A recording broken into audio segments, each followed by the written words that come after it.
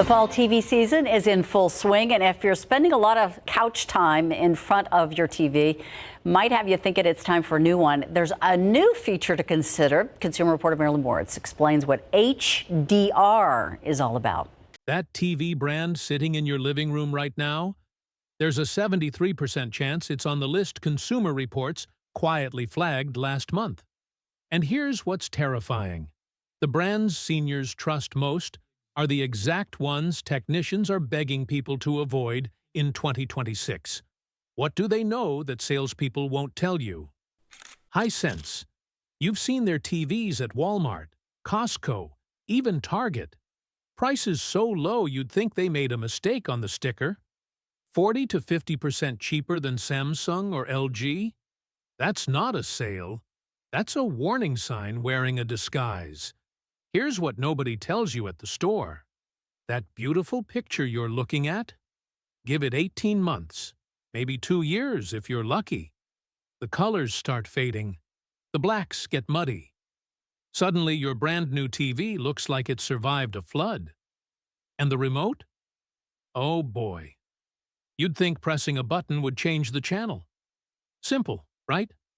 Nope. Hisense wants you to download their app. Chinese software on your phone, tracking what you watch, when you watch it. My neighbor Frank calls it the spy in his living room. He's not entirely wrong, but let's say something breaks. You call customer service. 45 minutes on hold. Minimum. Then someone answers, and you can barely understand each other. It's like playing telephone across the Pacific Ocean. Gets worse. After 3 years, Hisense stops making parts for your model. Your TV becomes a very expensive paperweight. Congratulations, the numbers don't lie either. About 23% of Hisense TVs need repairs within 2 years. That's nearly double what you'd see with premium brands. Flip a coin twice and hope both land heads. Those are your odds. Then there's the software situation. Updates stop after 2 or 3 years. Your smart TV gets dumber. Netflix stops working. Security holes open up. Hackers love outdated systems. Now you might be thinking, Hisense is the worst offender here. Well, their main competitor might actually be worse. Now here's where things get interesting. TCL looks great on paper. Decent picture, low price, and hey, it's got Roku built right in. Sounds convenient, right? Well, that's actually the problem. See, when Roku is baked into your television, you're married to it, for better or worse. And lately, it's been worse. Roku updates their interface whenever they feel like it, and suddenly buttons you've used for years do completely different things. My neighbor Frank spent 45 minutes trying to find Netflix after one update. It had been moved 3 menus deep for absolutely no reason. But the real kicker comes when Roku eventually stops supporting older systems. And they will. When that happens, your TV doesn't just lose smart features. It becomes a very expensive, very dumb screen. Then there's the sound situation. TCL speakers are so weak, you'd get more volume from a greeting card that plays music. Anyone with even mild hearing difficulty will need a sound bar immediately. That's another $150 minimum. So much for saving money. Oh, and remember those Hisense problems I mentioned? TCL uses the same factories, same parts, same corners being cut. The average TCL television starts having serious issues around 4.5 years. Compare that to 7+ years for Sony or LG. Here's something that should worry you, though. Late 2024, the Department of Commerce launched an investigation into TCL over security vulnerabilities in their smart TV software. We're talking potential access to your entire home network. And the menus? Tiny fonts with almost no accessibility options. Good luck reading anything without a magnifying glass. But TCL isn't even the sneakiest budget trap out there. Best Buy. The big blue store where helpful associates guide you to the perfect television. Or so you'd think. Here's what most shoppers don't realize. Insignia is Best Buy's own private label brand. And private label means whoever offers the cheapest manufacturing bid gets the contract. This quarter, it might be Factory A. Next quarter, Factory B on the other side of China. Same box, same model number, completely different guts inside. My neighbor bought an Insignia 55-inch last Black Friday. Dead by Easter. The capacitors failed. Just refused to turn on one morning like a teenager on a school day? And those capacitors? They're the cheapest components money can buy. We're talking parts that cost pennies when they should cost dollars. That's how Insignia hits those tempting price points. But wait, it gets better. Those friendly Best Buy associates pushing Insignia so hard? They earn higher commissions on house brands than on Samsung or Sony. Nothing personal against them. They're doing their jobs. But you should know the game being played. The smart TV platform runs on Amazon Fire TV. Sounds fine until you realize your home screen becomes a billboard. Ads everywhere. Finding your actual apps feels like hunting for your glasses when they're on your head. Need repairs? Good luck. Most shops won't even touch Insignia sets. Parts don't exist. The labor alone costs more than buying new. And the picture quality during sports? Fast motion turns into a blurry mess. News tickers smear across the screen like someone rubbed Vaseline on the glass. Now Vizio might sound like a safer bet. Bigger name, more recognition. But their problems run even deeper. Vizio might not even be around when you need them. That's not fear-mongering. That's just reading the news. In 2023, Vizio was circling the drain financially. Then Walmart swooped in and bought them in 2024. But here's the thing. Walmart wanted their advertising platform, not their TV business. So where does that leave Vizio television owners? Honestly, nobody knows. And the privacy issues? Oh boy. Vizio got caught red-handed collecting viewing data from millions of customers. Every show you watched, every channel you flipped to, sold to advertisers without telling you. The FTC slapped them with a $17 million fine. $17 million. My grandmother would have washed their mouths out with soap. But wait, there's more frustration. Their SmartCast system moves slower than me getting out of bed on a Monday. We're talking 10 seconds just to switch from Netflix to YouTube. 10 seconds. I've seen glaciers move faster. You'll grow old waiting for your TV to respond. Well, older anyway. Software updates make everything worse somehow. Owners constantly report that Netflix worked fine yesterday, then crashed after an update today. It's like the TV is actively fighting you. Here's something most people don't realize. Vizio doesn't make their own screens. They're basically assembling leftover parts from other companies. You're getting the scraps, friend. Need warranty help? Good luck. Your claim bounces between 3 different companies. 6 to 8 weeks of phone calls and emails. My uncle tried once. He gave up and bought a new TV instead. Now, you might think budget brands can't get worse than this. But the next one trades entirely on a famous American name. Problem is, that company died in 1997. Now here's a name that might fool you. Westinghouse. If you're over 60, that name probably means something. Quality. American engineering. The company that helped electrify this nation. Well, I hate to break it to you, that company is basically gone.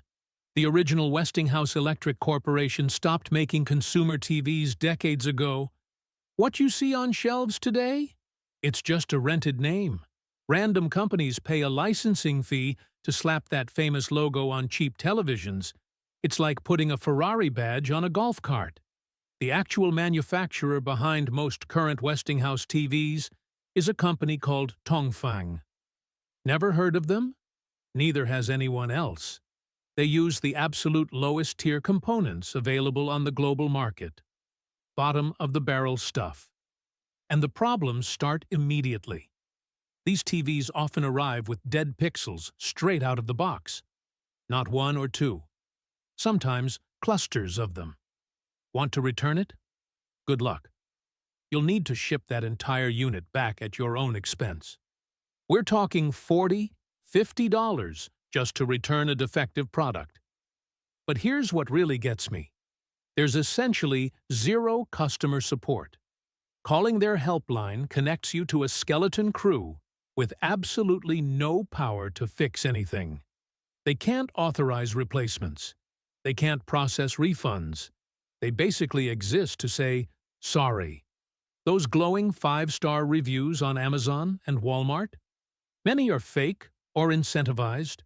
The real ratings tell a different story. The brand trades entirely on nostalgia. They're betting seniors remember when Westinghouse meant something. That company effectively died in 1997. Speaking of companies trading on reputation they didn't earn, wait until you hear about the next brand. It takes corner cutting to an art form. Sceptre sounds like a royal name, something a king would hold. But the only thing royal about these TVs is how royally they'll disappoint you. Here's their business model. Buy panels that Samsung and LG rejected during quality control. Slap them in cheap plastic cases. Sell them for $100 less than the competition. The viewing angles? Terrible. Sit more than 15 degrees off-center, and the picture washes out like a photograph left in the sun. So if you've got a family gathering, half the room sees a decent image. The other half sees what looks like a TV dying in real time. Now here's the sneaky part. Most Sceptre models don't even include smart TV features. They advertise these rock-bottom prices, but then you need to buy a Roku stick or Fire TV just to watch Netflix. There go your savings. And their power supplies? Undersized. It's like putting a lawnmower engine in a pickup truck. Run these TVs more than 4 or 5 hours daily, and that power supply starts struggling. Then, failing. But my favorite trick is their HDR advertising. They'll put HDR compatible right on the box. Technically true, the TV can receive HDR signals, but it can't actually display them properly. The picture often looks worse with HDR on than off. That's like selling a car with a turbo button that makes it slower. The warranty? 1 year. Barely covers anything. And making a claim means shipping your TV to California on your dime. Speaking of companies cutting corners, wait until you hear about Element. They wave the American flag pretty hard. But what's actually behind that patriotic marketing? Element loves waving that American flag. Made in the USA! They plastered it everywhere. And honestly, I wanted to believe it. Supporting American jobs sounds great. But here's the thing. The assembly happens in South Carolina. Fine. Workers put pieces together domestically.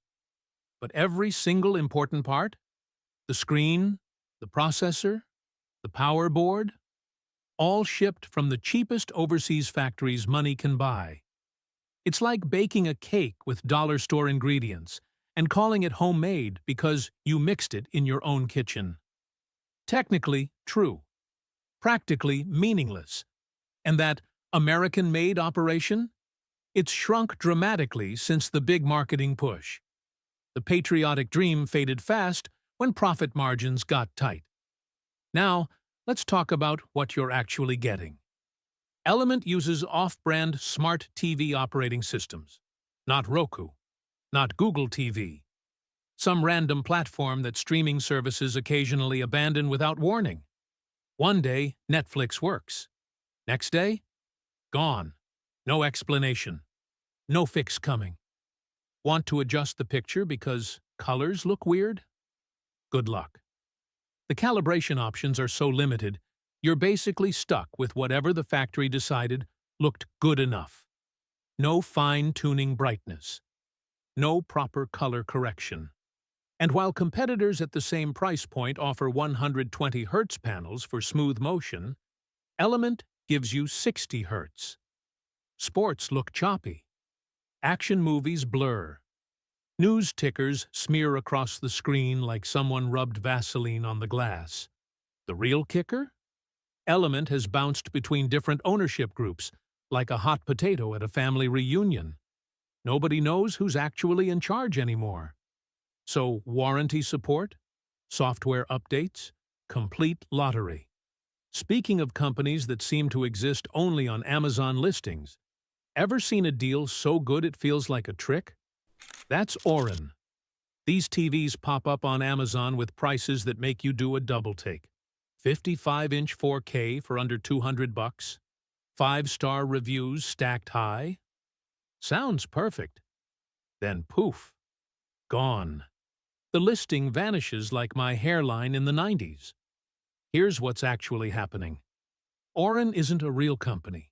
There's no headquarters, no factory tour, no guy named Orin sitting in an office somewhere. It's what they call a white label brand. Random Chinese factories slap that name on whatever leftover inventory they need to move fast. Try finding a customer service number. Go ahead. You'll get disconnected lines, emails that bounce back, absolute dead ends. I've seen better support from a vending machine. But here's where it gets genuinely scary. Some of these units don't meet basic UL safety certification standards.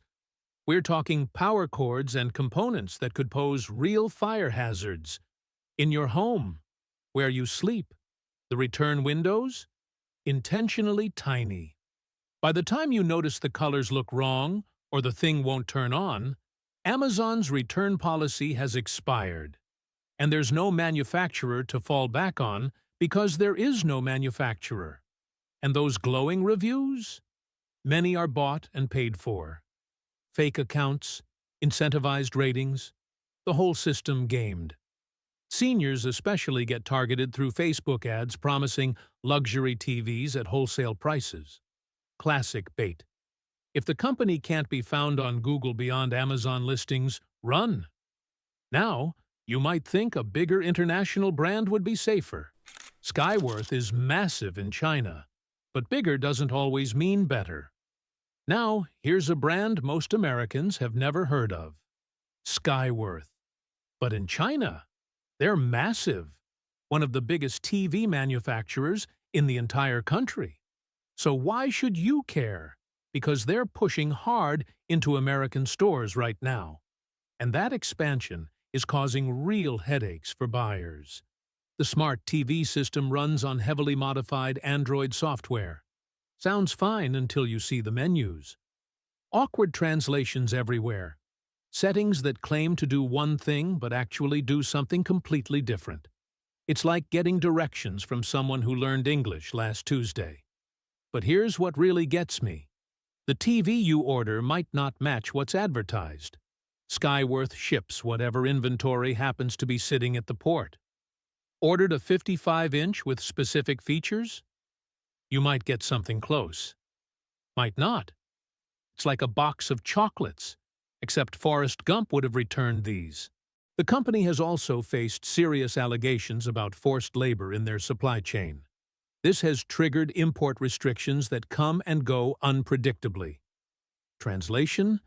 Getting replacement parts is a complete gamble. And good luck finding a repair technician who knows these TVs.